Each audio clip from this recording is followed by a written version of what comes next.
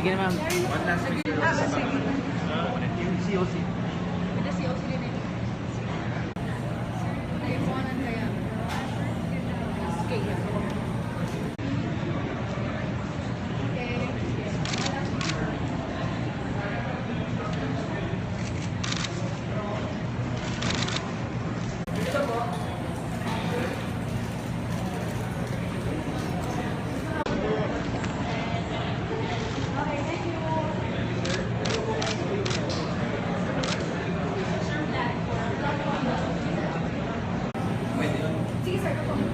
Katulad ng lagi kong binabanggit ang plataforma po natin, ang gusto kasi po natin ay makagawa tayo o makaka-aid ng tinatawag na strong middle class.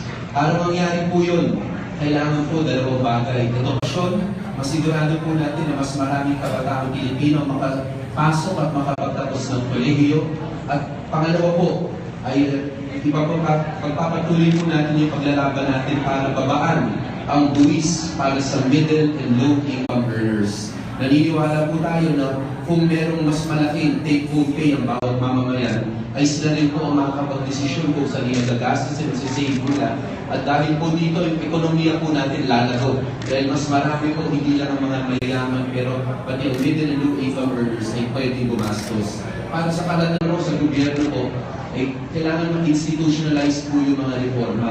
At isa rin po ako sa naniniwala na dapat po talaga na ipasa na kung hindi man ngayon ay sa susunod yung FOI bill para may transparency po, mabantayan po natin lahat ng transaction sa gobyerno.